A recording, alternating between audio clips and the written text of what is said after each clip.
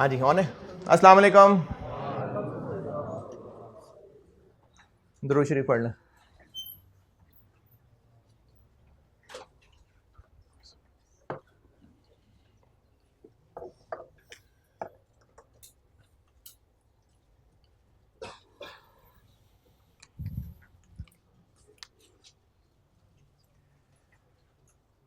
चलें जी, आज proper syllabus उसका स्टार्ट करता हूँ। कॉस्ट का चैप्टर 1 से शुरू करते। अच्छा, उससे पहले आप में से जो बच्चे सीआर में बैठे हुए थे, चलो दोबारा सुन लो। हैं भाई, शुरू की कोई ज़रूरी नसीहतें। अच्छा, ये सामने जो बच्चे बैठे हैं इनके लिए भी हैं ये कुछ नसीहतें हैं, और रिकॉर्डिंग वालों के लिए ख़ास तौर पे। यहाँ स्कैन्स ने ना एक सॉफ्टवेयर जो कि इन हाउस बिल्ट है, कैंपस इनसाइट के नाम से। ये एक ऐप की शक्ल में भी है, वेब पे भी होगा, लेकिन आप लोगों को ऐप ही रिकमेंडेड है। जिन लोगों ने पहले कोई और पेपर किसी और कॉलेज में पढ़े हुए हैं, या मेरे पास ही चलो लास्ट टाइम पैक में थे, तो वहाँ पर एक्सवास्ट इस्तेमाल होता था। उसके अपने कुछ और अच्छाइयाँ भी हैं, कुछ खामियाँ भी हैं। सिक्योरिटी फीचर्स इतने ज़्यादा नहीं हैं।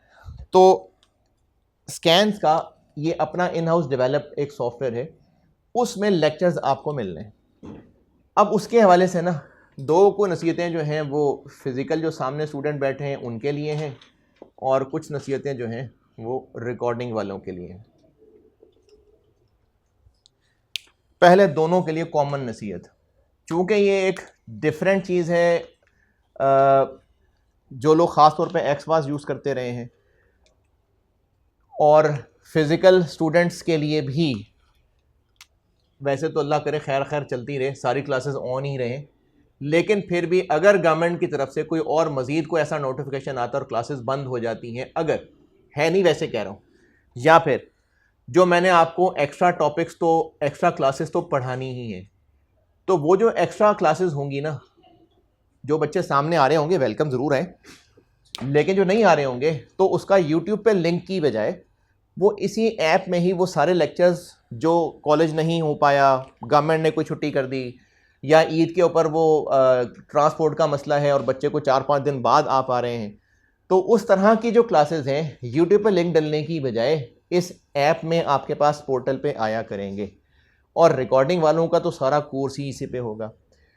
अब उसमें चूंकि बच्चे वैसे टेक्नोलॉजी में बहुत चीते होते हैं, और इस मामले में इतने नन्हे मुन्ने चुन्ने काके बन जाते हैं कि उनको कुछ समझ ही नहीं आ रहा होता क्या करना है। वैसे तो एआई भी उनसे पूछ पूछ चलती है आप लोगों से, लेकिन पढ़ाई के मामले में इतने छोटे बच्चे बन जाते हैं कि को टैब पे बटन जो प्रेस करना है ना वो भी परेशान हो रहे होते हैं। तो उसके लिए मैंने फिर एक हल ये निकाला है कि रिकॉर्डिंग वाले बच्चों को मसले ज़्यादा आ रहे थे। मोस्ट प्रॉब्ली कल इस क्लास में या प्रोजेक्टर पे मैं एक रेलिवेंट टीम का बंदा बुला के वो आपको 10-15 मिनट की ना ओरिएंटेशन दे देंगे प्रोजेक्टर पे कि कहाँ से डाउनलोड करना है, वैसे कहाँ से क्या करना है वो तो लिंक ही आपको मैसेजेस में जाएगा। उसको डाउनलोड करके इंस्टॉल कैसे करना है, वो कैसे वर्क किया करेगा, तो उसकी एक ओरिएंटेशन हो जाए सबके सामने। और रिकॉर्डिंग वालों के लिए भी, चूँकि शुरू के 6-7 लेक्चर्स मैंने यूट्यूब पर डलवाए थे इसीलिए, ताकि जब तक ये सेटल होने में टाइम लगे तो जो 7-8 क्लासें गुजरी हों वो स्मूथली आपका काम चलता रहे बेटे, इसलिए मैंने यूट्यूब पे डलवाई थी। और एक ऑन गोइंग क्लास के अंदर मैं ओरिएंटेशन भी इसलिए करवा रहा हूँ ताकि जो बच्चे भी ये क्लास देख रहे हैं उन सब को बिल्कुल सामने पूरी डिटेल के साथ तफसील से गाइडेंस मिल जाए कि उसके ऐप को कैसे इंस्टॉल करना है। अब उसमें ये जब आप वीडियो देख भी लेंगे, बल्कि सामने आपको गाइड कर रहे होंगे, जो सवाल आपके वो बिल्कुल पूछें। किसी के मोबाइल में कल अगर इंटरनेट उसी वक्त हो, वो उसी वक्त डाउनलोड करना चाहे तो उसी वक्त करके देख ले, ताकि अच्छी तरह इसको समझ लें। और जो रिकॉर्डिंग वाले बच्चे अभी लेक्चर नंबर 5 यूट्यूब पर देख रहे होंगे तो लेक्चर 6 भी देखेंगे यूट्यूब पे, तो उसमें फिर ये सारी तफसील गाइडेंस मौजूद होगी। एक बात तो ये थी। ये बात फिज़िकल वालों के लिए भी इसलिए जाननी ज़रूरी है कि आप इन दिनों का ना इंतज़ार ना करें कि अचानक सर पे पड़े और उसके बाद आप फिर डाउनलोड करें और फिर मैस मच जाए कि जी चल नहीं रहे हैं। तो इसलिए आप भी कल ही इस पर अमल कर लेना। अब रिकॉर्डिंग वालों के लिए ना कुछ बहुत ज़रूरी नसीहतें। देखो बेटे, जब भी एडमिशन्स होते हैं ना और क्लासेस शुरू होती हैं तो मेरे पास कोई 500 लोगों की तो टीम है नहीं। हर कॉलेज में ऐसे ही होता है कि शुरू में जब ज़्यादा सारे लोग आते हैं, ऐसे ही है जब कोई सिग्नल खुलता है या फाटक खुलता है तो एक ट्रैफिक का रश होता है, वो सेटल हो जाता है, मैक्सिमम हफ्ता लग जाता है इस काम के अंदर। तो जो चीज़ें सेशन के शुरू में थोड़ी रश ट्रैफिक क्रिएट कर रही होती हैं, उसकी वजह से ना कुछ डिलेज आने शुरू होते हैं। इसलिए देखो, मुझे आप लोगों का बहुत ख्याल है, मैंने अगर अपने विजन पे कैंपस बनाया है तो मेरी ख्वाहिश है कि जो मेरे जहन में बेस्ट है मैं कर सकूं। तो इसलिए मेरे बच्चों, सब्र सब्र से काम लें। आपके ग्रुप के अंदर बड़े कुछ जज्बाती बच्चे भी हैं जो शोर मचा रहे हैं और उनको ये है कि जी हमें क्रेडेंशियल नहीं मिले, ये नहीं हुआ। तो एक तो ये कि जब आपको क्रेडेंशियल सिस्टम से जनरेट होंगे तो अपनी ईमेल में आप उसको स्पैम में ज़रूर देखें, या जंक होता है, इसमें ज़रूर देखें, इसमें कहीं होंगे वो। बहरहाल ये वाली बात जो कल ओरिएंटेशन करवाऊंगा ये बात उसमें आ जाएगी। मैं आपको सिर्फ इतनी बात कर रहा हूं कि सब्र से चलें। अगर मुझे लगा कि एक हफ्ते में भी ये मामला सेटल नहीं हो पा रहा तो मैं 4 दिन और एक्सटेंड कर दूंगा यूट्यूब पे कि आपकी क्लासेस स्मूथ चलती रहें। तो इसलिए आप परेशान ना हो, जितना ग्रुप में बेटे शोर मचाओगे ना तो उससे फिर काम के मैसेजेस स्किप होने शुरू हो जाते हैं। मैं जैसे जैसे मुझे प्रॉब्लम लगेंगे, मैंने अब इसके लिए 2 बंदे भी डेडिकेट कर दिए, इसको मैं और भी इंक्रीज कर दूंगा, लेकिन थोड़ा सब्र से काम चलिएगा। फिर उसके अलावा क्या लिखा था मैंने पिछली क्लास में, हाँ,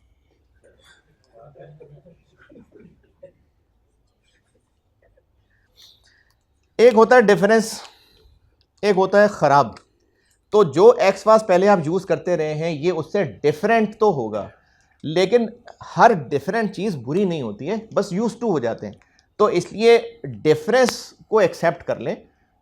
हाँ, अगर इसमें आपको कोई मसले लगे, वाकई मसले, डिफरेंस को मसला नहीं मैं कह रहा, जैसे अगर वो पिछली क्लास में मुझे वही बात याद थी, मैं वही कह रहा हूं कि वीडियो चल रही होती है तो स्पेस बार से पॉज हो जाती है, इसमें शायद स्पेस बार वाला अभी नहीं है, वो आपको खुद पॉज पे क्लिक करना पड़ेगा। अब एक डिफरेंट चीज जरूर है लेकिन बुरी चीज नहीं है, डिफरेंट है, तो इसलिए डिफरेंस होगा, उस पर यूज टू हो जाइएगा।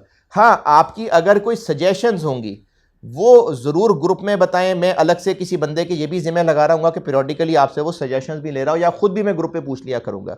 तो सजेशंस मैं बिल्कुल टीम को नोट करवा दूंगा कि इसमें फौरन तो नहीं होगा, लेकिन आस्ता आस्ता इसकी, चूंकि ये प्रोग्रामिंग साइट का काम है, तो मैं जो जो इनकारपोरेट करवा सका सजेशंस वो ज़रूर करवा दूंगा। लेकिन जो चीज़ें आपको डिफरेंट लगे वो आदत हो जाएगी साथ। तो बस सब्र से चल लें, जो आपके मसले हैं इंशाल्लाह रिजॉल्व करेंगे, ज़रूर करेंगे, बस थोड़ा टाइम गुजार लें। क्योंकि जितना आपको शौक़ है पढ़ने का वो मुझे भी पता है, इतने सालों से आपको भी पता है, तो इसलिए थोड़ा सा सब्र कर लें, बस शोर ना मचाएं ग्रुप के अंदर। बाकी आई एम ऑन इट, मैं इंशाल्लाह इम्प्रूवमेंट की कोशिश पूरी कर रहा हूँ। अब होता मैं क्लासेस में हूँ इसलिए मैं साथ साथ टीम को इंस्ट्रक्शंस दे के और साथ साथ फॉलोअप लेता रहता हूँ, लेकिन मुझे बेटे फ़िक्र आप लोगों की है बहुत ज़्यादा। तो इसकी जो कल की ओरिएंटेशन है वो बहुत ज़रूरी है सबके लिए। तो उसके बाद जो साहब होंगे उनसे भी सवाल पूछ लीजिएगा। और मैं एक और काम ये करूँगा कि नॉर्मली जो आज तक उसमें मसले आते हैं फैक्ट, वो भी आप लोगों से वो वीडियो में भी बता रहे हूँ और आपसे कोई लिस्ट भी शेयर हो जाए कि नॉर्मली बच्चों को ये मसले आते हैं तो उनका ये हल है। अच्छा जनाब, कॉस्ट को शुरू करते हैं। और ये आपको बुक इंशाल्लाह कल यहाँ अवेलेबल करा दूंगा। और ये जो फिजिकल रिकॉर्डिंग वाले हैं उनको मैंने पहले भी कहा था, फिर ग्रुप में भी ऐसी अजीब अजीब बातें पूछ रहे होते हैं। बेटे देखो, जो क्लासेस में फिजिकली यहाँ मौजूद हैं उनको बुक भी फिजिकल मिल जाएगी। जो बच्चे रिकॉर्डिंग्स के लिए अवेलेबल वहाँ पोर्टल पे हैं उनको सॉफ्ट कॉपी पोर्टल में शेयर हो जाएगी। हाँ, अगर रिकॉर्डिंग्स वाले किसी बच्चे को हार्ड कॉपी बुक चाहिए तो वो बुक खरीदी जा सकती है। तो आसान सी बात है, इसमें मुश्किल क्या है। जो रिकॉर्डिंग वाले बच्चे परेशान हो रहे होते हैं, जो सामने बैठे हुए बच्चे हैं उनकी आज शायद बुक्स यहाँ पहुँच जाएँ कैंपस में, तो इंशाल्लाह मैं कोशिश करता हूँ कि कल आपके हवाले बुक्स हो जाएं। फिर भी एहतियातन चैप्टर 1 जो पढ़ाने लगा हूँ वो सॉफ्ट कॉपी शायद आपसे शेयर हो गई हो। चैप्टर 1 इन्वेंट्री वैल्यूएशन हुई है कि नहीं हुई? चलें, आज हो जाएगी वो भी। कॉस्ट का पहला चैप्टर इन्वेंट्री वैल्यूएशन।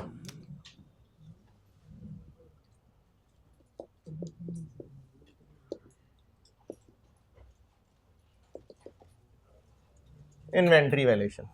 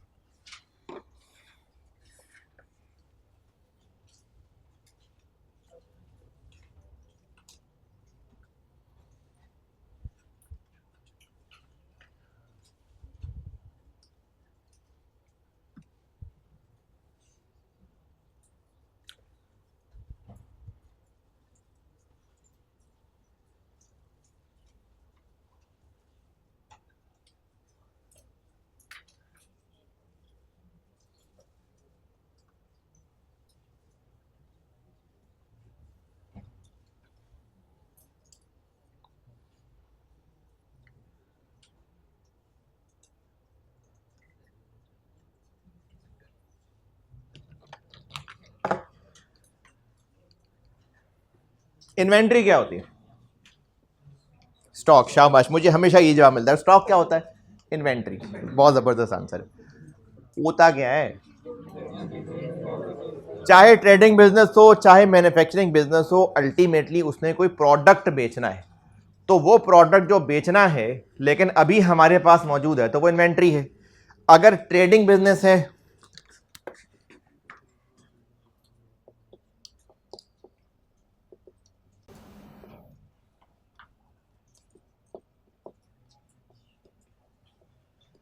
अगर ट्रेडिंग बिजनेस है तो ट्रेडिंग बिजनेस का स्टॉक क्या होता है? गुड्स। और अगर मैन्युफैक्चरिंग बिजनेस है तो इसका स्टॉक गुड्स तो बहरहाल है क्योंकि उसने गुड्स बेचनी है ना, लेकिन चूंकि वो गुड्स खरीदता नहीं है, बनाता है, तो इसलिए इसकी इन्वेंट्री तीन तरह की होती है। जो उसने गुड्स बनाने के लिए रॉ मटेरियल खरीदा था वो भी इसकी इन्वेंट्री है, और मशीन के अंदर जो सामान मौजूद है, जैसे अगर धागे से कपड़ा बन रहा है तो मशीन में धागा डाला और 2 सेकंड के अंदर कपड़ा बाहर, को 2-4 घंटे तो लगते होंगे ना, तो उन 2-4 घंटे के दौरान जो धागा मशीन के अंदर है, वीविंग इंडस्ट्री है, धागे से कपड़ा बनता है। तो अगर लेट से 4 घंटे मशीन चल रही है, 4 घंटे बाद कपड़ा मशीन से बाहर आ रहा है, तो उस 4 घंटे के दौरान वो जो धागा उलझा मुलझा मशीन के अंदर है वो क्या है? उसको वर्क इन प्रोसेस कहते हैं। तो मैन्युफैक्चरिंग बिजनेस की इन्वेंट्री ये तीन तरह की होती है और ट्रेडिंग बिजनेस की बस गुड्स ही होती है। और इनको मैं सिर्फ मैचिंग के लिए उसको भी फिनिश गुड्स ही कह देता हूं। तो इन्वेंट्री या स्टॉक है क्या? जो बिजनेस के पास गुड्स मौजूद हैं क्योंकि उसने बेचनी है। ट्रेडिंग बिजनेस है तो इसी शक्ल में है। मैन्युफैक्चरिंग बिजनेस है तो उसकी इन्वेंट्री ये तीन तरह की होती है।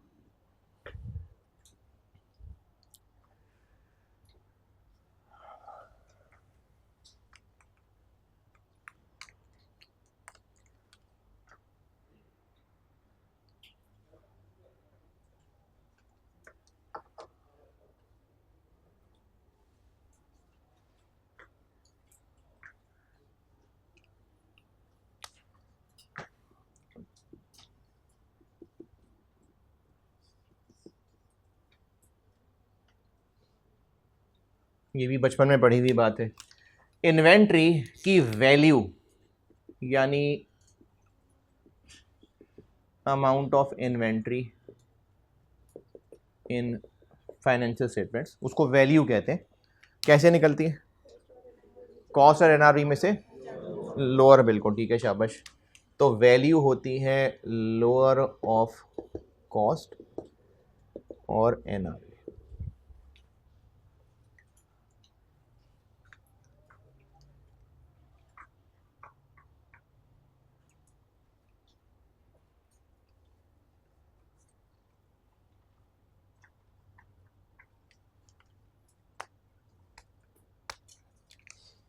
चलिए एक बच्चों वाला छोटा सा सवाल लिखें, ऐ नहीं, बस कैलकुलेटर तेज करने के लिए।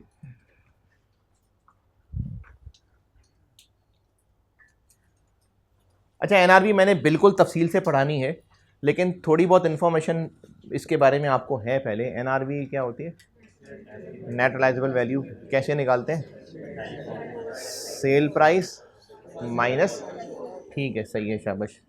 चलें एक छोटा सा सवाल, हल्का फुल्का सा। Closing stock, closing stock 4000 units, 4000 units.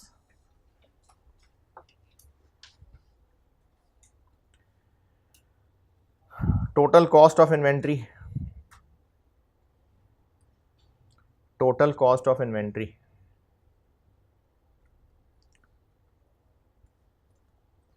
120,000।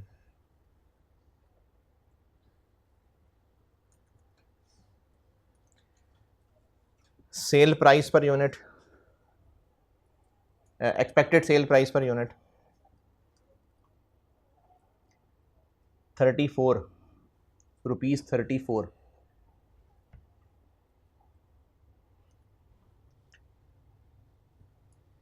Expected selling cost, expected selling cost 5 rupees per unit. आपसे रिक्वायर्ड है value of closing inventory, value of closing inventory.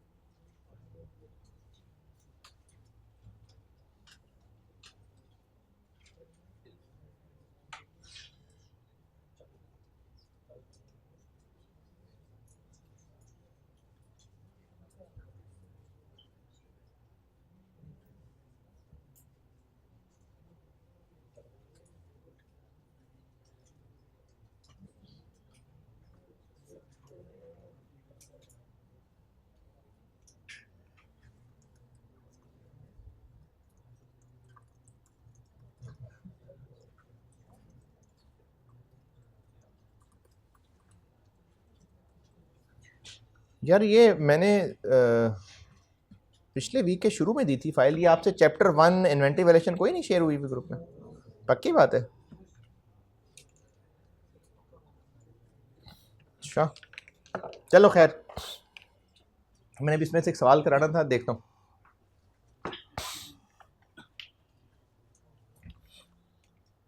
हाँ भाई, क्या आंसर बना?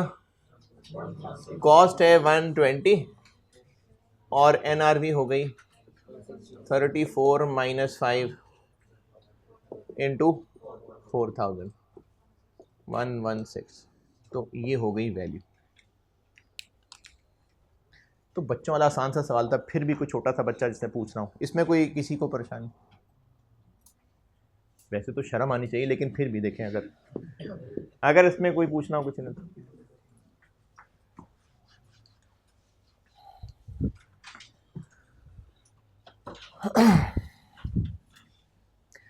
तो अब से ऑनवर्ड ना, जो हमें वैल्यू निकालने के लिए चीज़ें चाहिए, जैसे इस सवाल में क्या क्या ज़रूरी था वैल्यू निकालने के लिए?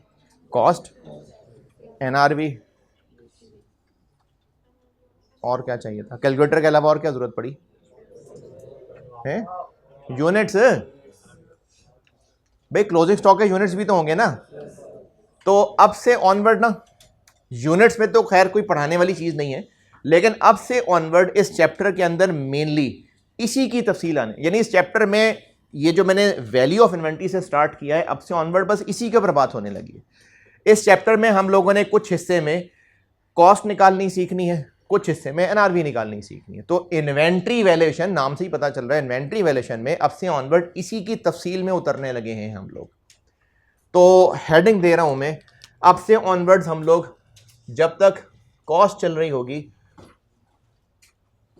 ये हेडिंग कॉस्ट, एनआरवी आएगी तो हेडिंग आ जाएगी। अब से ऑनवर्ड जितनी बातें हैं, जब तक मैं एनआरवी नहीं लाता तब तक सारी डिस्कशन कॉस्ट की होने लगी। यानी ये जो आपको अभी सवाल में मैंने 120,000 दी थी, ये कैसे निकली 120,000, इस पे बात होने लगी।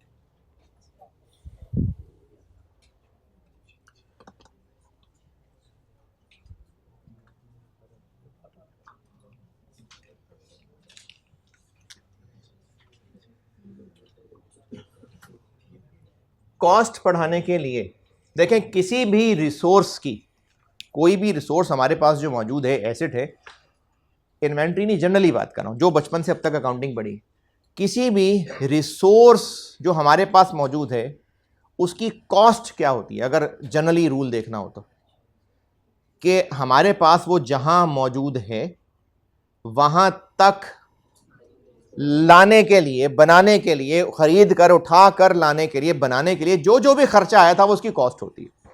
तो कॉस्ट ऑफ इन्वेंट्री होती है कि जहां इन्वेंट्री हमारे पास मौजूद है वहां तक पहुंचने के लिए जो जो भी खर्चा आया था।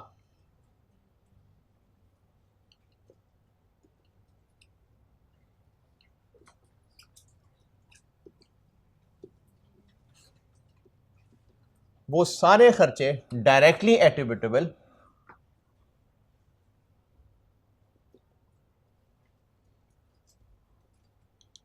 वो सारे डायरेक्टली एट्रीब्यूटेबल खर्चे जो इनकर हुए in bringing the asset to its present location and condition.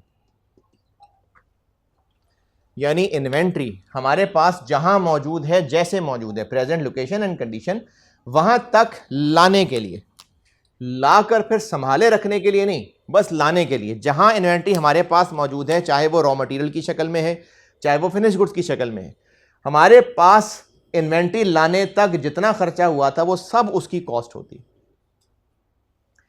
अच्छा, ये तो एक मोटा मोटा कॉन्सेप्ट हो गया, लेकिन अब गहराई में उतरने के लिए मैं इसको ना दो हिस्सों में बांट रहा हूं। पहले करूंगा मैं इसको, ये जो मैं सारी कॉस्ट की कैलकुलेशन है ना, ये मैं दो हिस्सों में डिस्कस करने लगा हूं।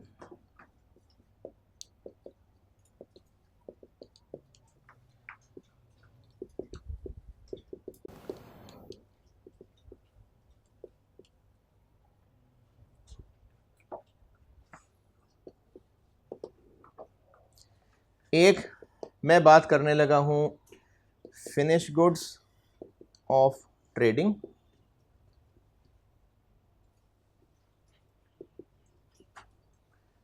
या फिर रॉ मटेरियल ऑफ मैन्युफैक्चरिंग। इन दोनों को मैंने इकट्ठे क्यों कर दिया कि ट्रेडिंग बिजनेस की फिनिश गुड्स या मैन्युफैक्चरिंग का रॉ मटेरियल, इन दोनों में कॉमन बात क्या है? इंग इंग कॉमन क्या है इनमें? दोनों ही खरीदे जाएंगे। तो ये दोनों ही हम तक पहुंचेंगे बस खरीद के। तो मैं इन दोनों को इसलिए इकट्ठा कर रहा हूं क्योंकि दोनों ने खरीदे जाना है। और फिनिश गुड्स ऑफ मैन्युफैक्चरिंग, इसको अलग क्यों कर दिया? इसमें रॉ मटेरियल खरीदा जाएगा, फिर वो मशीन में डलेगा, फिर उस पर लेबर, ओवरहेड, वो सारे खर्चे आएंगे। तो इसलिए मैं इन दोनों को अलग अलग हेडिंग्स में बांट रहा हूं। तो एक चीज और भी तो है, वर्क इन प्रोसेस ना इस चैप्टर से हम परे कर देते हैं, उस पर एक चैप्टर पूरा है, will be discussed in process costing. Process costing एक चैप्टर है, मेरा ख्याल है नंबर 7 बनाया है मैंने, तो तब करेंगे डिस्कस। तो इस चैप्टर में मैं इस वक्त वर्क इन प्रोसेस को नहीं कर रहा हूँ डिस्कस। इस चैप्टर में हम लोग ट्रेडिंग की फिनिश गुड्स, मैन्युफैक्चरिंग का रॉ मटेरियल और मैन्युफैक्चरिंग की फिनिश गुड्स, इन पे बात कर रहे होंगे।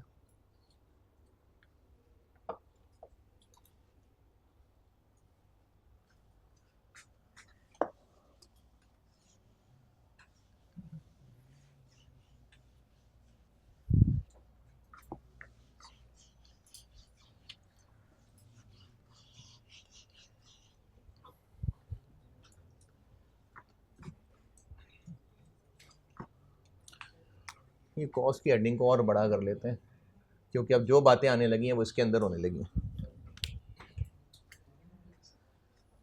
तो इन्वेंट्री या स्टॉक क्या होता है? वो गुड्स, चाहे वो फाइनल शक्ल में हो, चाहे वो मशीन के अंदर हो, चाहे वो रॉ मटेरियल हो, जो बिजनेस के पास पड़ी हुई हैं, और उनकी वैल्यू क्या होगी? लोअर ऑफ कॉस्ट और एनआरवी।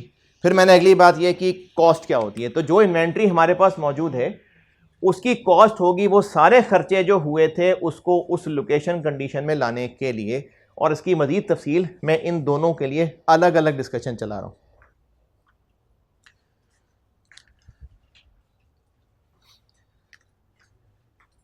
खर्चों की लिस्ट याद हो जाए उसके लिए ना मैं कंपोनेंट्स ऑफ कॉस्ट की लिस्ट बना के देने लगा हूं कि अभी तो मैंने कह दिया ना कि ऑल कॉस्ट, अब इनमें क्या शामिल है? खरीदने का खर्चा शामिल है, ट्रांसपोर्ट शामिल है कि नहीं शामिल है, लेबर शामिल है कि नहीं शामिल है।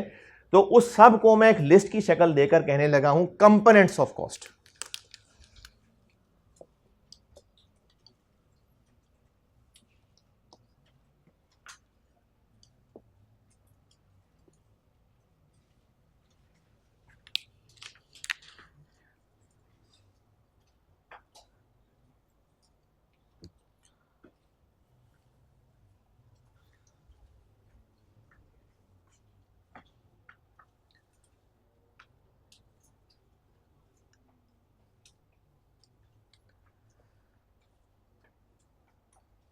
यहां तक नोटेड है तो बेटे आगे चलता हूं फिर मैं।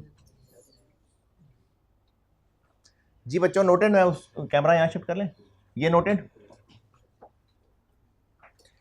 तो इन्वेंट्री या गुड्स क्या हैं? जो बिजनेस के पास पड़ी हुई हैं, फाइनल शक्ल में भी हो सकती हैं, अधूरी उधूर भी हो सकती हैं, रॉ मटेरियल भी हो सकता है, वो है इन्वेंट्री। इन्वेंट्री की वैल्यू से क्या मुराद है? फाइनेंशियल स्टेटमेंट्स में क्या आएगा? और वो होगी लोअर ऑफ कॉस्ट और एनआरवी। फिर उसको आगे मजीद एक्सप्लेन किया कॉस्ट, कि इन्वेंट्री की कॉस्ट क्या होती है। तो इन्वेंट्री की कॉस्ट में, अच्छा मैं अभी जानकर क्लोजिंग इन्वेंट्री एक दफ़ा भी नहीं बोला मैंने, मैं अभी सिर्फ इन्वेंट्री बोल रहा हूँ, क्लोजिंग इन्वेंट्री नहीं कहा मैंने, या एक ही बात है? मैं बार बार बस इन्वेंट्री बोल रहा हूँ, क्लोजिंग इन्वेंट्री नहीं कहा मैंने। मैंने वैल्यू ऑफ इन्वेंट्री ही लिखा था, अभी भी मैंने इन्वेंट्री की बात की है। तो क्या फर्क है?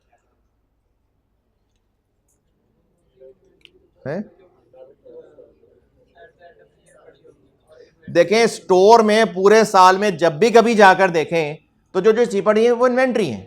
तो मैं उन सब की बात कर रहा हूं। अगर क्लोजिंग इन्वेंट्री कह दूंगा तो स्पेसिफिकली ईयर एंड पे पड़ी हुई चीजों की बात हो रही होगी। तो मैं भी क्लोजिंग इन्वेंट्री नहीं बोल रहा, पूरे साल में स्टोर में जब भी कभी चीजें स्टोर में मौजूद हैं बस वो इन्वेंट्री है, उन सब की बात हो रही है। तो जितनी चीजें स्टोर में मौजूद हैं, चाहे वो 17 तारीख को हैं, चाहे वो 21 तारीख को हैं, जितनी चीजें स्टोर में मौजूद हैं मैं उन सब की बात कर रहा हूं। तो इसलिए मैं अभी क्लोजिंग इन्वेंट्री कहीं नहीं लिखा मैंने। तो जो चीजें स्टोर में मौजूद है वो इन्वेंट्री है, और उनकी कॉस्ट क्या होगी? जो उनको यहां लाने तक खर्चा हुआ था। अब उसको अगर एज अ लिस्ट हम याद करना चाहें तो अगली बात क्या करने लगा हूं? Components of cost.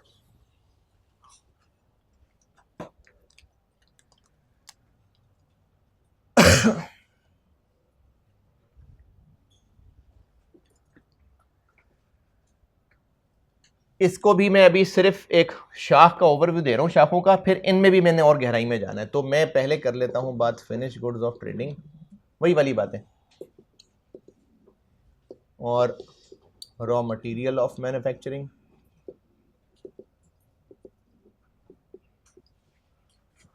और फिनिश गुड्स ऑफ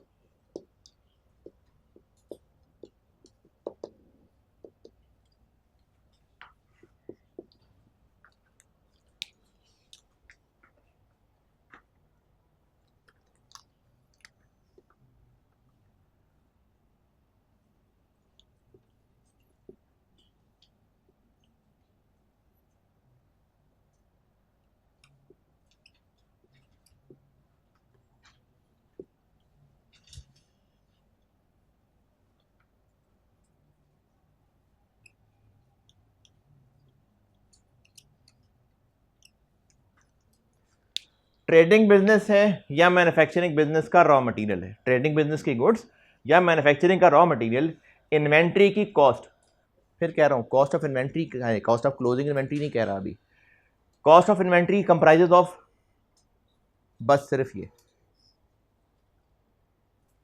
यानी सिर्फ खरीद के लाना है। और अगर मैन्युफैक्चरिंग बिजनेस है फिनिश गुड्स तो cost of inventory comprises of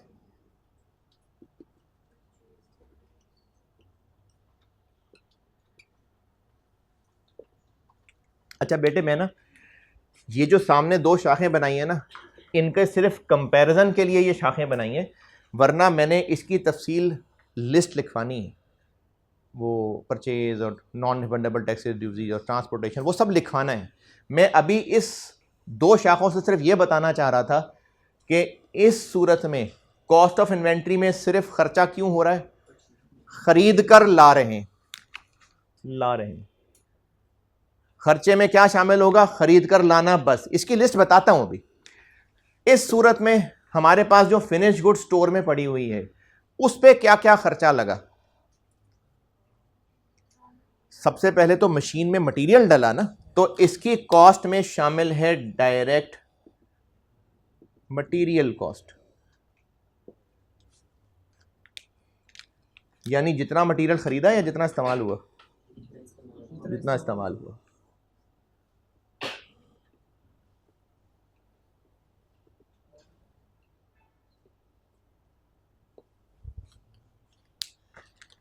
और इस फिनिश गुड्स बनने तक मटेरियल के अलावा और क्या खर्चा आया, डायरेक्ट लेबर खर्चा आया।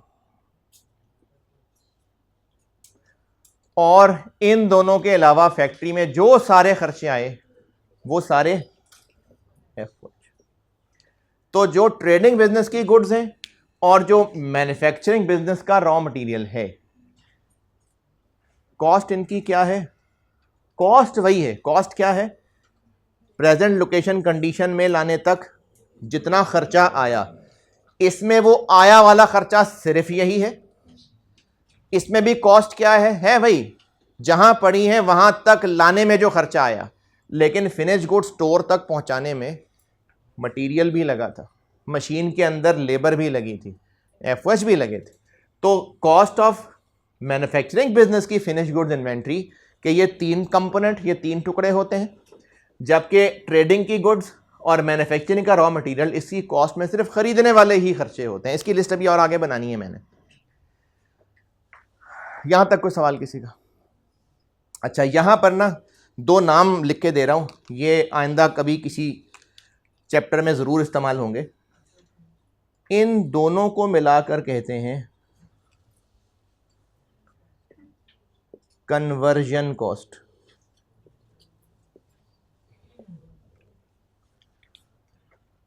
क्योंकि इनकी वजह से क्या हो रहा है, मटेरियल कन्वर्ट हो रहा है गुड में, तो इन दोनों को मिलाकर कन्वर्जन कॉस्ट कहते हैं। ये अगले चैप्टर्स में बहुत ज्यादा इस्तेमाल होना है ये नाम, कन्वर्जन कॉस्ट। और इन दोनों को मिलाकर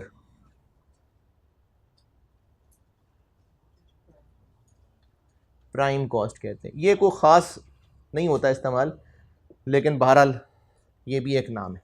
तो डायरेक्ट मटेरियल और डायरेक्ट लेबर इनको मिलाकर प्राइम कॉस्ट कहते हैं, और डायरेक्ट लेबर और एफओएच को मिलाकर कन्वर्जन कॉस्ट कहते हैं।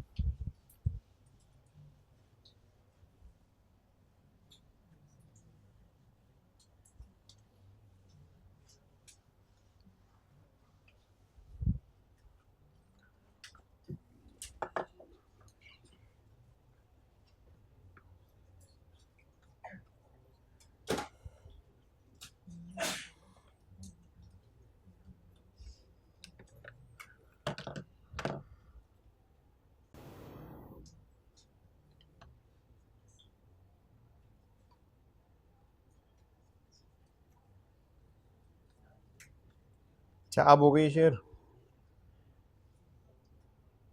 अब हो गई है शेयर फाइल।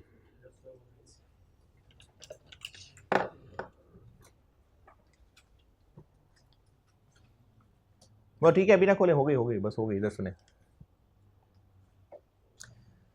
इसमें से बताएं कोई सवाल किसी का? अच्छा जी, नोटेड। अब इनकी ना डिटेल्स में चलते हैं।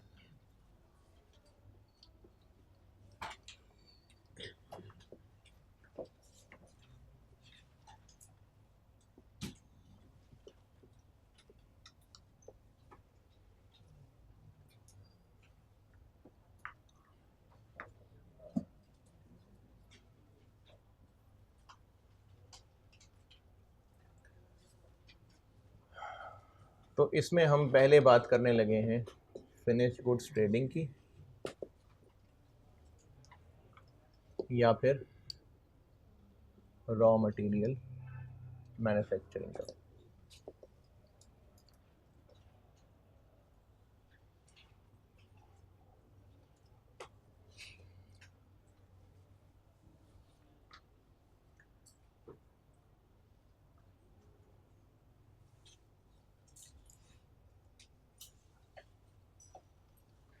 अब इसकी तफसील देखते हैं। इन्वेंट्री जो हमारे पास स्टोर में मौजूद है, ट्रेडिंग बिजनेस की गुड्स हो चाहे मैन्युफैक्चरिंग का रॉ मटेरियल हो, वो हमारे पास खरीद के पहुंची है, तो स्टोर में लाने तक जितना खर्चा है ज़रूरी, वो सब उसकी कॉस्ट का हिस्सा है। जैसे अगर हम ख़रीदना शुरू करें, चले दुकान से ख़रीदते हैं चल के,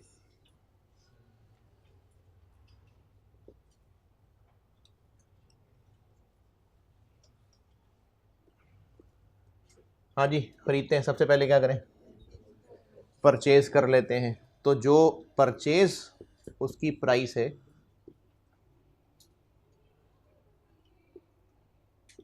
और अगर सवाल वाला उसमें कहीं डिस्काउंट्स में भी उलझा देता है तो हम उसमें से डिस्काउंट लेस कर लेंगे। ख़रीद लिया। अब जब ख़रीदा तो हो सकता है कि लोकल ख़रीदते हुए, तो फिर गवर्नमेंट वाले कहेंगे दुकानदार को कि इससे पैसे लो हमारे नाम पे, तो वो दुकानदार हमसे कौन से पैसे ले रहा होगा, सेल्स टैक्स, और भी कुछ ड्यूटीज़ वगैरह हो सकती हैं। अब उन ड्यूटीज़ में से कुछ होती हैं रिफंडेबल, कुछ होती हैं नॉन रिफंडेबल। तो जो नॉन रिफंडेबल हैं वो कॉस्ट ऑफ इन्वेंट्री में ऐड हो जाएंगी। रिफंडेबल वाली क्यों नहीं? क्योंकि वो तो हमें गवर्नमेंट से पैसे वापस ही मिल जाने। तो नॉन रिफंडेबल ड्यूटीज़ और टैक्सेस, ये भी कॉस्ट का हिस्सा बन गए।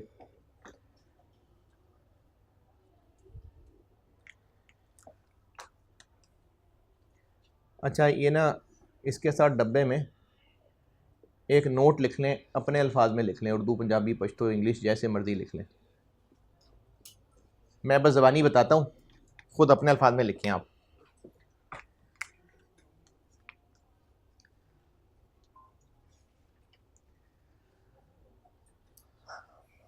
वैसे तो सवाल में उम्मीद है कि रिफंडेबल नॉन रिफंडेबल बताया होता, लेकिन अगर नहीं बताया, बस सवाल में लिखा मतलब खर्चों की लिस्ट है और उसमें आ रहा है कि सेल्स टैक्स नहीं लिखा रिफंडेबल है कि नॉन रिफंडेबल है, इंपोर्ट ड्यूटी नहीं लिखा रिफंडेबल है कि नॉन रिफंडेबल है, तो फिर जो दिल में आ रहा है कर लें। तो उसके लिए ये कर लेते हैं फॉलो कि अगर तो वो इनकम टैक्स का नाम लिखा नज़र आ रहा है, इनकम टैक्स, जैसे इंपोर्ट के टाइम पे सरकार को इनकम टैक्स भी पे करना पड़ जाता है, अगर तो इनकम टैक्स है तो वो हमेशा एडजस्टेबल या रिफंडेबल होता है। उसके अलावा कोई टैक्स कोई ड्यूटी वो नॉन रिफंडेबल। ये हरा हरा नोट दोबारा सुन लें, अगर सवाल में रिफंडेबल है कि नॉन रिफंडेबल है नॉट मेंशन्ड, तो अगर इनकम टैक्स है तो वो रिफंडेबल है, और उसके अलावा कोई भी टैक्स ड्यूटी है तो वो नॉन रिफंडेबल है। अगर एग्जाम क्वेश्चन में रिफंडेबल और नॉन रिफंडेबल नहीं क्लियरली बताया तो इनकम टैक्स रिफंडेबल मानना है, और उसके अलावा जो भी टैक्स ड्यूटी है वो नॉन रिफंडेबल।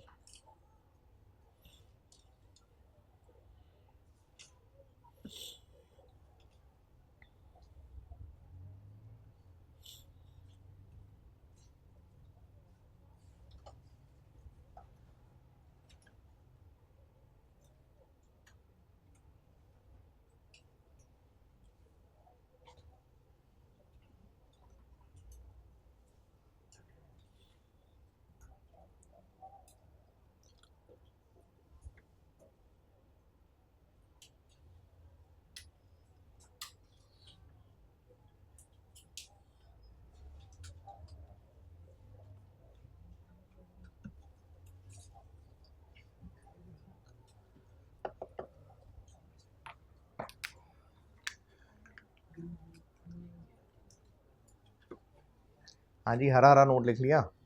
चलें लिस्ट में आगे चलते हैं। दुकान से ख़रीद लिया और टैक्सेस ड्यूटीज़ भी दे दी, अब उठाकर उसको अपने स्टोर तक लाना है तो ट्रांसपोर्टेशन पड़ेगी। इसके लिए ट्रांसपोर्टेशन का वर्ड भी यूज़ हो सकता है, इसके लिए कैरेज भी होता है, इसके लिए फ्रेट का वर्ड भी यूज़ होता है।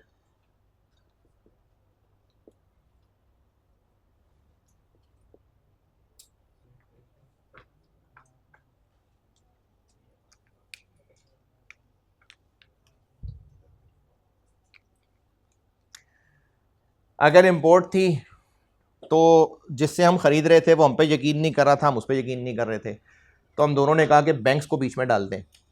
तो बैंक ने हमारी सुलह सफाई के लिए एक लेटर ऑफ क्रेडिट इशू किया, तो उसके बैंक वालों ने चार्जेस लिए हमसे, तो वो भी ऐड होंगे, बिल्कुल होंगे, ज़रूरी हैं।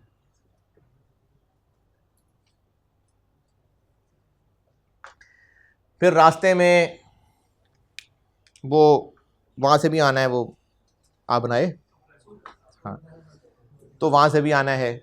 फिर समुंदर में मछलियाँ भी खा सकती हैं चीज़ों को, तो रास्ते में करा लेते हैं इंश्योरेंस, तो उसको कहते हैं ट्रांजिट इंश्योरेंस, तो वो भी बिल्कुल ऐड होगा।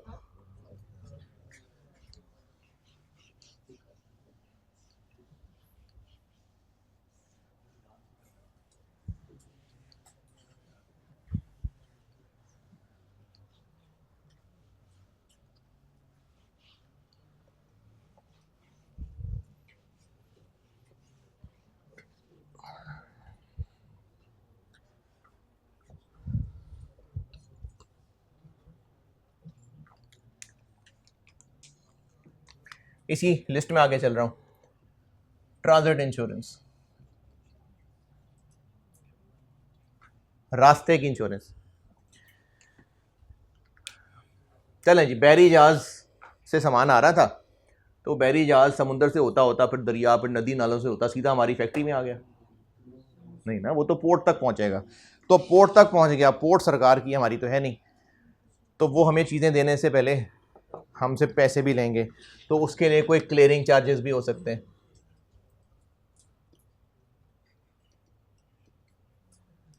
वहाँ से चीज़ें छुड़ाई और अब हम फिर से ट्रक में डाल के तो स्टोर तक ले आए, तो चीज़ें पहुँच गई खैर खैरियत से हमारे स्टोर तक। तो जो कुछ रास्ते में ज़रूरी ख़र्चा था वो सब कॉस्ट का हिस्सा बन गया। और मैं पहले लिख चुका, लेकिन मैंने तो एग्जांपल्स लिखी हैं, तो यहाँ मैं दोबारा जुमला लिख देता हूँ, all other cost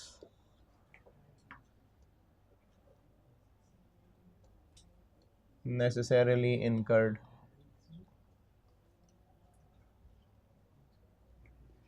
in bringing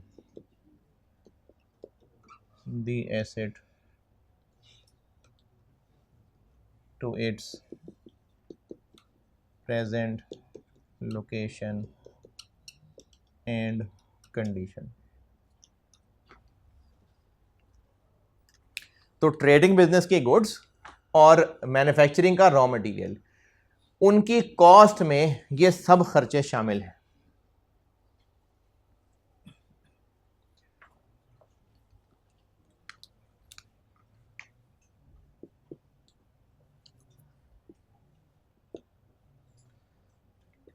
लेकिन ये शामिल नहीं करने,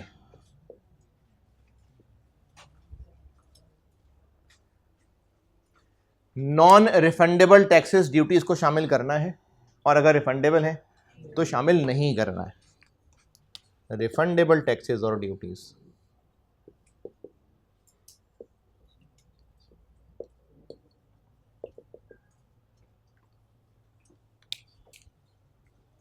इनको शामिल नहीं करना। इसी तरह इन चीजों को हम खरीद कर ला रहे थे, तो रास्ते में ना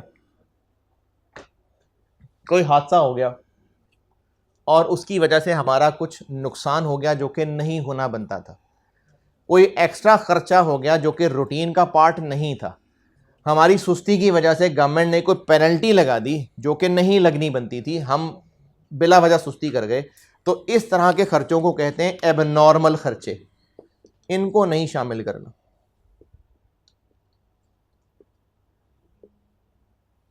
एबनॉर्मल खर्चे होते हैं हमारी किसी नाअहली की वजह से, किसी हादसे की वजह से, वो एबनॉर्मल हैं।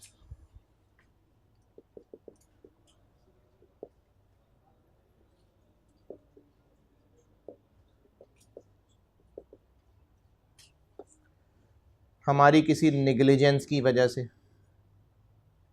ये है एबनॉर्मल खर्चे। खर्चे हैं, इनको एक्सपेंस बना देंगे, इन्वेंट्री की कॉस्ट का हिस्सा नहीं बनेंगे। जिस स्टोर में लाकर चीजें रख रहे हैं उस स्टोर का किराया भी लगता है, तो वो भी इन्वेंट्री की कॉस्ट में ऐड होगा? नहीं होगा, क्योंकि कॉस्ट में शामिल हैं वो सारे खर्चे जो इनकर्ड इन ब्रिंगिंग है, ब्रिंग करके लाकर संभाले रखने के लिए नहीं है। तो जो स्टोरेज का खर्चा है वो नहीं होगा शामिल।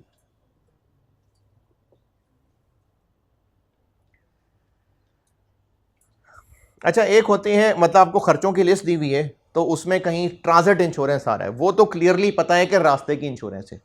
अगर जस्ट इंश्योरेंस आ रहा है ना, सिर्फ इंश्योरेंस, तो इसका मतलब है ये स्टोर में लाने के बाद वहां रखी हुई चीजों को कहीं आग ना लग जाए, उसकी इंश्योरेंस करवाई हुई है। तो सादी इंश्योरेंस अगर है तो ये यकीनन बात की है, तो ये नहीं होती शामिल। ट्रांजिट इंश्योरेंस होगी, लेकिन सादी इंश्योरेंस तो इसका मतलब ये बाद में स्टोर में रखने के लिए करवाई गई है, तो उसको नहीं करना ऐड।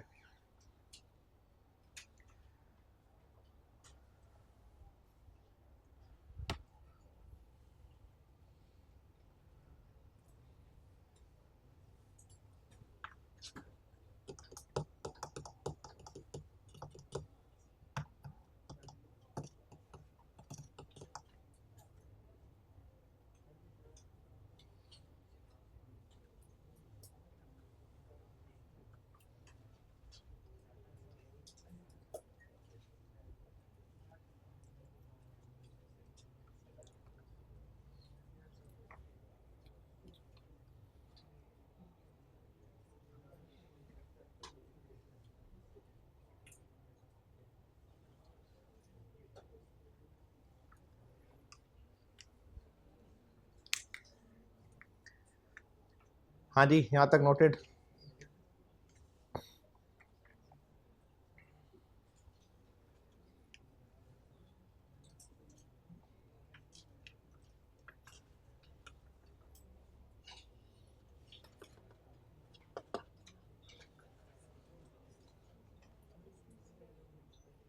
अच्छा, अगर फाइल सब तक पहुंच ही गई है और आप अभी खोल भी सकते हैं, मोबाइल मोबाइल तो खैर पहले ही खोला होगा, लेकिन अगर डाटा है और फाइल खोल सकते हैं,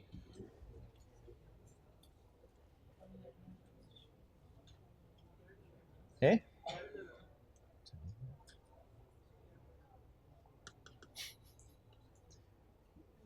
क्या रास्ता है यार उस बच्चे का निकलने के लिए?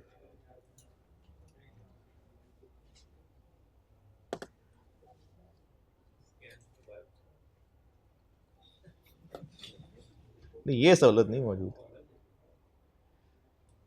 चलें, सवाल सामने स्क्रीन पे खोल देता हूँ।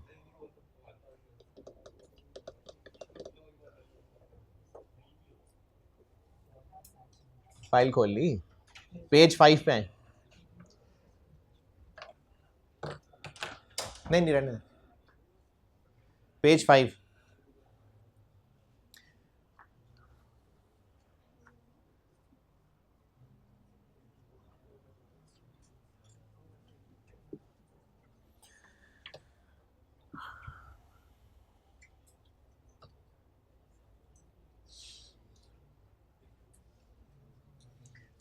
अच्छा, रिकॉर्डिंग वालों को एक कन्फ्यूजन थी, वो मैं फिर क्लियर कर देता हूँ। ये जो फिज़िकल क्लास में यहाँ स्टूडेंट्स हैं, इनको मैंने कहा था कि बुक फ्री आप तक पहुँचा दूँगा। रिकॉर्डिंग तो बच्चे बच्चे डिफरेंट हैं, फिज़िकल और है, तो उसके लिए मैंने कहा था चूँकि आप लोग लेक्चर्स सॉफ्ट में देख रहे हैं तो किताब भी सॉफ्ट में आपके पोर्टल पे अवेलेबल होगी। हाँ, अगर किसी बच्चे ने ख़रीदनी हो, फिज़िकल वाले नहीं कह रहे, उनको तो मिल रही है, रिकॉर्डिंग वालों ने, तो वो ख़रीद सकते हैं। वो यहाँ अगर कैंपस के पास रहते हैं तो कैंपस की बुक शॉप पे भी रखवा दूंगा, वरना जो भी उसका बुक डीलर होगा उसका कॉन्टैक्ट तरीका होम डिलीवरी का वो ग्रुप में शेयर हो जाएगा। वैसे एक बुक सॉफ्ट में वो आपके पोर्टल पे होगी। आप लोगों को जब कल किताब दिलवा दूंगा तो फिर ये वाला चक्कर ख़त्म हो जाएगा, फिर किताब रोज़ आपके पास हुआ करें। अभी फ़िलहाल आप बुक खोलें, पेज नंबर 5 पे पहुँचें और इलस्ट्रेशन 1 देखें। मिल गई? करें सॉल्व, सॉल्व कर दें आप। पेज 5 पे इलस्ट्रेशन 1 सॉल्व कर दें।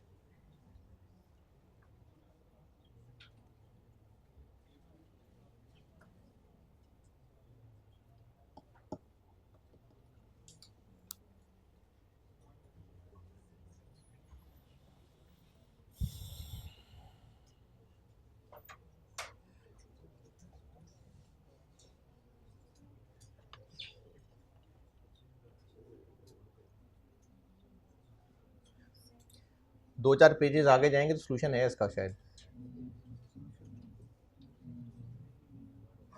उम्मीद है कर लिया होगा।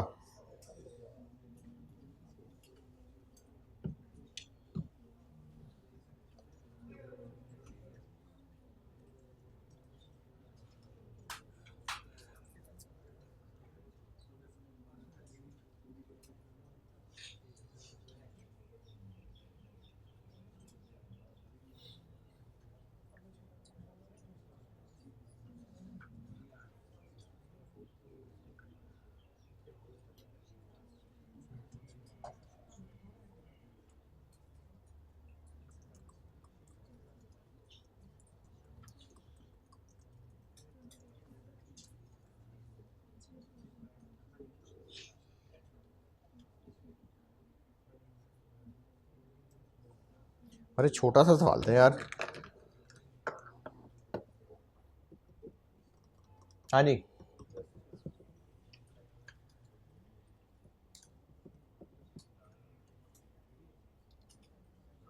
डन।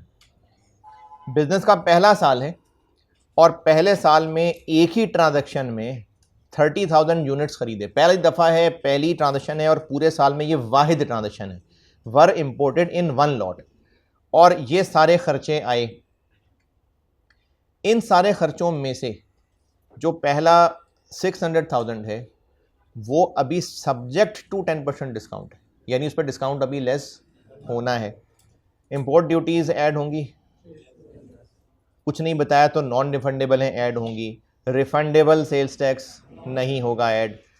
एलसी चार्जेस ऐड होंगे, फ्रेट चार्जेस होंगे, क्लियरिंग चार्जेस होंगे, ट्रांसपोर्टेशन भी होगी, ट्रांजिट इंश्योरेंस भी होगी, गोडाउन रेंट नहीं होगा, फायर इंश्योरेंस नहीं होगी। तो ये सारे खर्चे जब ऐड करेंगे तो टोटल कितना आ जाएगा? 8,1। अब जो हमारे पास साल के एंड पे पड़े हुए हैं कितने? 2,800। पूछा है इनकी कॉस्ट, तो एक कितने का है? कॉस्ट पर यूनिट निकालनी पड़ेगी, तो कॉस्ट पर यूनिट आ जाएगी 810 डिवाइडेड बाय 30 जी 27। बस। तो अब ये जो 2,800 हैं ये 2,800 इंटू 27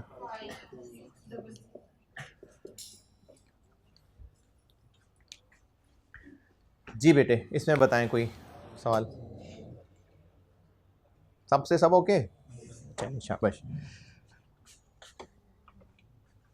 अच्छा, मैं ना अभी इसी पे हूँ, फिनिश गुड ट्रेडिंग बिजनेस, अभी मैं इसी को ही लेके चल रहा हूँ। ये सब मिटा दूँ?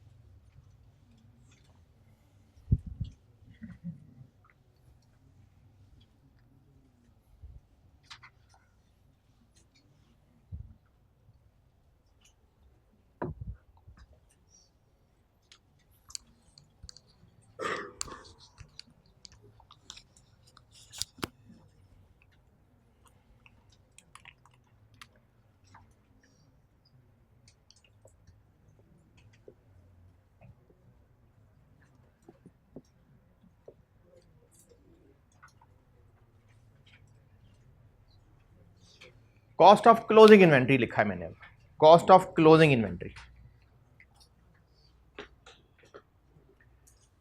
तो ये कॉस्ट ऑफ क्लोजिंग इन्वेंट्री निकाली है ना, अलग से हेडिंग मैंने क्यों दे दी? इससे पहले आपको जो लिस्ट लिख के दी थी, जो कंपोनेंट्स ऑफ कॉस्ट थे, मैंने इसमें कहीं हेडिंग दी थी क्लोजिंग इन्वेंट्री? नहीं। यानी जब भी स्टोर में चीजें पहुंचेंगी तो वो वहां की इन्वेंट्री है, कितना रुपए कॉस्ट कर रही होंगी वो ऐसे निकलेगा। वो जितनी चीजें स्टोर में पहुंची एक वक्त में, कितना खर्चा आया खरीदने पे डिवाइडेड बाय यूनिट, तो पर यूनिट निकल आएगा। अब मैं कह रहा हूं कॉस्ट ऑफ क्लोजिंग स्टॉक,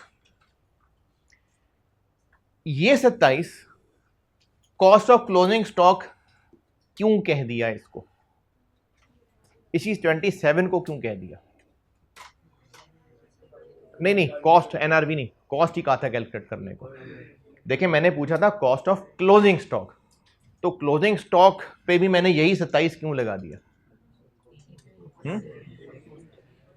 क्योंकि पहला साल है और एक ही ट्रांजैक्शन हुई है और उसी ट्रांजैक्शन में टोटल 30,000 पहुंचे, तो एक इतने का कॉस्ट कर रहा है। चूंकि साल के एंड पे जो 2,800 बचे हैं वो इनमें से ही हैं, तो ये 27 वाले ही हैं।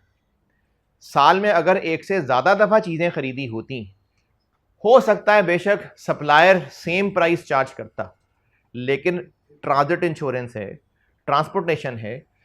अगर हमने इस साल में एक दफा और चीजें मंगवाई होती और अब की बार 20,000 यूनिट्स मंगवाए होते, अगर महंगाई ना भी होती, लेकिन कुछ टोटल भी तो खर्चे हैं, ट्रांजिट इंश्योरेंस है, रास्ते का खर्चा है, तो वो जो हम 2 महीने बाद अगर 20,000 और मंगवाए होते, तो क्या वो भी पर यूनिट 27 ही कॉस्ट कर रहे होते? नहीं जरूरी ना। तो इसको मैं अलग हेडिंग इसलिए दे रहा हूं कि हमने साल के दौरान अगर मल्टीपल दफा चीजें खरीदी तो हर दफा 27 थोड़ी कॉस्ट करेगा। तो अब जब साल के एंड पे बची हुई चीजें हैं, तो ये 2800 किन में से हैं ये कैसे पता चलेगा? इसलिए मैं अलग हेडिंग कह रहा हूं, कॉस्ट ऑफ क्लोजिंग इन्वेंट्री। और इसमें भी मैं फिर से हेडिंग दे देता हूं, मैं इस वक्त बात कर रहा हूं क्योंकि मैन्युफैक्चरिंग की कैलकुलेशन ना जरा डिफरेंट तरह की होती है, इसलिए पहले मैं इन दोनों को लेके चल रहा हूं।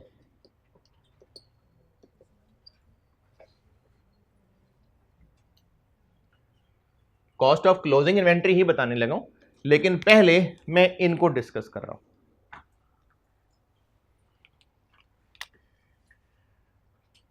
अगर तो स्टॉक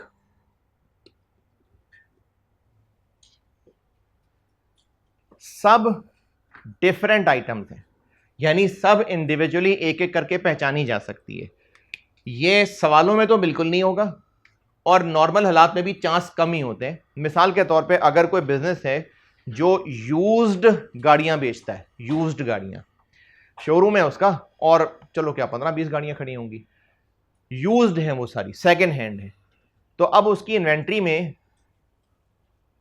साल के एंड पे, क्योंकि अब क्लोजिंग इन्वेंट्री की बात कर रहे हैं ना, साल के एंड पर जो 15 गाड़ियां मौजूद हैं, क्या उन सब की कॉस्ट उसको अलग अलग नहीं पता होगी? अगर पता नहीं होगी तो फिर बिजनेस किस बात का कर रहा है? जब हर गाड़ी ही डिफरेंट है, कोई ज्यादा चली है, कोई कम चली है, किसी के टायर में मसला है, किसी की सीट में मसला है, यूज जो है, तो उसको यकीनन पता होनी चाहिए हर एक की अलग अलग कॉस्ट। उसने कुछ ना कुछ हिसाब रखा होगा, हर एक को कोड नंबर लिख के उसका कोई कागज रखा होगा। तो अगर सारी चीजें दिखने में एक जैसी नहीं है, डिफरेंट हैं, तो क्लोजिंग इन्वेंट्री की कॉस्ट जानना कोई इशू नहीं है, इस पे कोई किताबी बात सिखाने की जरूरत नहीं है। तो स्टॉक में जितनी आइटम्स मौजूद हैं, अगर सारी डिफरेंट आइटम्स हैं,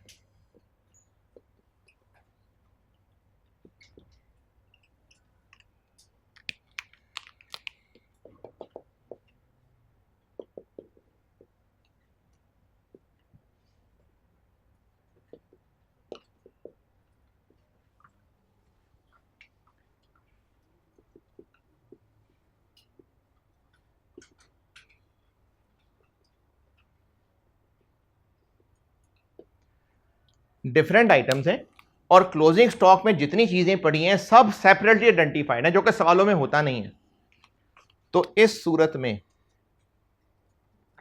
कॉस्ट ऑफ क्लोजिंग स्टॉक क्या होगी? हर एक की अपनी अपनी होगी।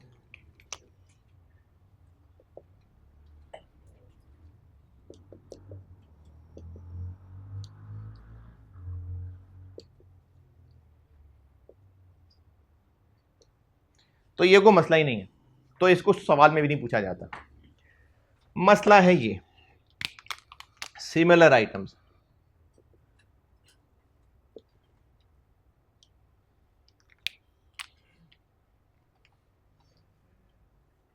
यानी नई हैं तो सब देखने में एक जैसी हैं। प्रॉब्लम क्यों अराइज हो रहा है? फिर स्टोर में जो 2800 यूनिट्स पड़े रह गए हैं साल के एंड पे, अगर साल में एक दफा 30,000 खरीदे होते जो 27 का एक कॉस्ट किया होता, फिर कुछ महीने बाद 20,000 और खरीदे होते, वो शायद 30 कॉस्ट किया होता, फिर कुछ महीने बाद 40,000 खरीदे होते, वो हो सकता है 35 कॉस्ट किया होता। चूंकि सारे दिखने में एक जैसे हैं, नए हैं, तो ये 2800 किस में से हैं? नहीं पता चल रहा ना। तो अब नहीं पता चल रहा तो उसका कोई हल निकालना पड़ेगा। तो बुजुर्गों ने कहा जी कि आप फिर ऐसा करें कि उसके लिए हमारे बताए हुए तरीके हैं वो यूज कर लें। तो वो दो तरीके हैं मशहूर, FIFO और एफको।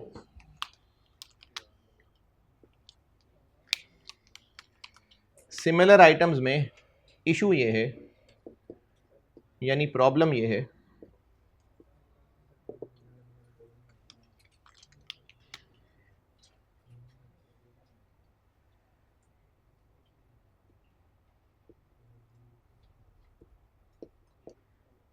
कि जो परचेजेस ड्यूरिंग द पीरियड थे were at different rates, but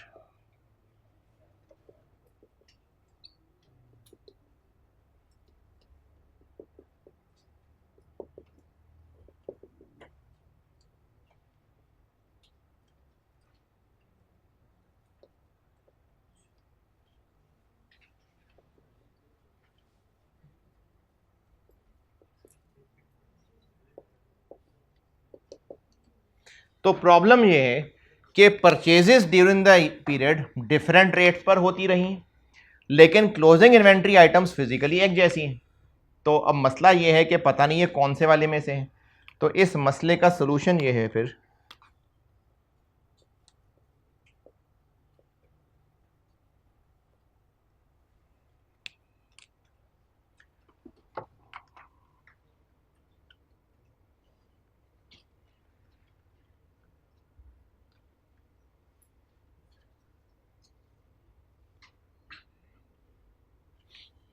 यहां तक पहुंचे, यहां तक तो मैं ज़बानी बता रहा हूं, मेरे पास जगह नहीं है। Cost of closing inventory is calculated using either FIFO और FCO। Cost of closing inventory is calculated using either FIFO और FCO। इस मसले का हल ये है कि क्लोजिंग इन्वेंट्री की कॉस्ट कैलकुलेट होगी फिर FIFO या FCO से।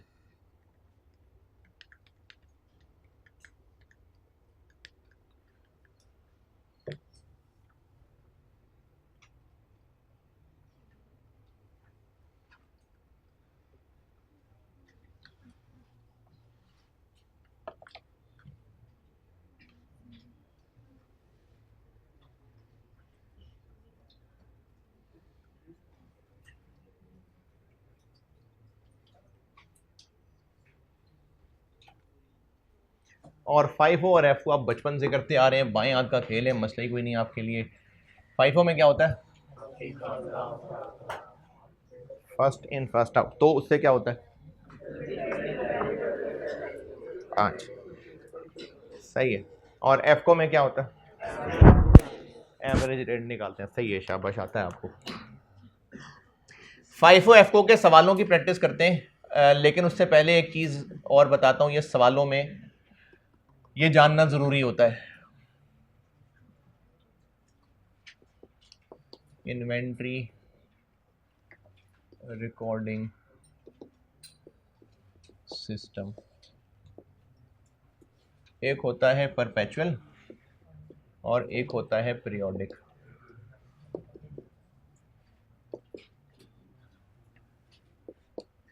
पीरियोडिक और परपेचुअल। पीरियोडिक में क्या होता है? चीज़ें खरीदते जा रहे हैं, साथ साथ सब रिकॉर्ड अपडेट करते जा रहे हैं। इसकी मिसाल ऐसे समझ लें कि अगर किसी मेडिकल स्टोर पे, छोटा मोटा मेडिकल स्टोर है, जाके कोई दवाई खरीद रहे हैं, तो वो सेल्समैन जाके शेल्फ्स में ढूंढेगा, दवाई उसको नज़र आ जाएगी तो ला के दे देगा, नहीं नज़र आएगी तो जी ख़त्म हो गई है। अगर थोड़ा सा बेहतर मेडिकल स्टोर है तो उसके पास कंप्यूटर होगा, जो दवाई पूछेंगे वो कंप्यूटर में चेक करके वहीं से बता देगा कि है कि नहीं है। तो वो कैमरे में देख के बता रहा है। फिर उसने अपने पास कोई सॉफ्टवेयर बनाया हुआ है जिसमें टाइमली रिकॉर्डिंग हो रही है। इन्वेंट्री चीज़ें खरीदता है, रिकॉर्ड कर लेता है, बेचता है, साथ ही रिकॉर्ड हो जाता है। तो परपेचुअल सिस्टम वो होता है जिसमें इन्वेंट्री की आनियाँ जानियाँ टाइमली रिकॉर्ड हो रही होती हैं।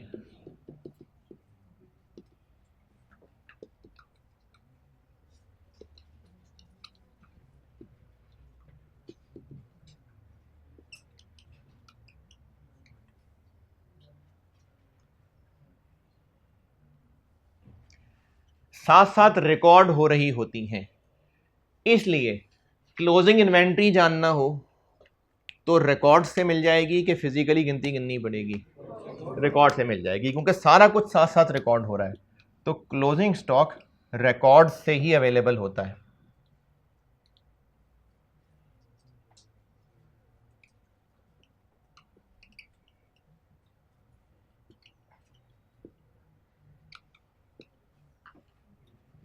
साथ साथ ट्रांजेक्शन रिकॉर्ड हो रही हैं, इसलिए क्लोजिंग स्टॉक रिकॉर्ड्स से ही पता चल जाएगा। लेकिन पीरियोडिक में इन्वेंट्री ट्रांजेक्शंस रिकॉर्ड नहीं हो रही होती। ये सुस्ती वाला तरीका है, कौन इतनी रिकॉर्डिंग करे बैठ के, कौन इतनी पढ़ाई करे, सेशन के एंड पे देखेंगे तो वो पीरियोडिक सिस्टम है, और अगर रोज का साथ साथ पढ़ना है तो वो परपेचुअल सिस्टम है। All inventory transactions are not timely recorded. अच्छा, अब जब साथ साथ रिकॉर्ड ही नहीं हो रहा तो क्लोजिंग स्टॉक कैसे पता चलेगा? फिजिकली गिनना पड़ेगा। तो क्लोजिंग स्टॉक इसमें एंड ऑफ पीरियड पे फिजिकल काउंट से पता चलता है।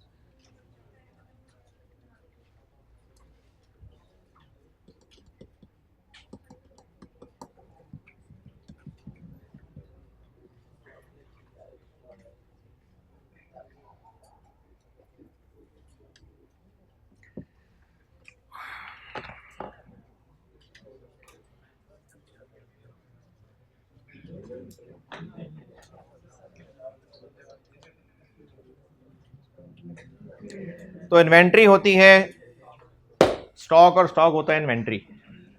ट्रेडिंग बिजनेस की इन्वेंट्री फिनिश गुड्स, मैन्युफैक्चरिंग की raw material, work in process और फिनिश गुड्स। इन्वेंट्री वो है जो स्टोर तक पहुंच के स्टोर में पड़ी हुई है, और इन्वेंट्री की वैल्यू होती है लोअर ऑफ कॉस्ट और एनआरवी, और कॉस्ट होती है इन्वेंट्री को इस हालत में लाने तक जितना खर्चा आया था। उसको आज तफसील से जितना पढ़ा है, यहाँ तक किसी का कोई सवाल? अच्छा, कल वो है ना, फिर वो 5OF को खेलते हैं, कल बहुत सारे सवाल 5OF को के करते हैं कल। आपको आता है वैसे 5OF को? आता है? कराऊंगा सवाल कराऊंगा। चले ठीक है, अल्लाह।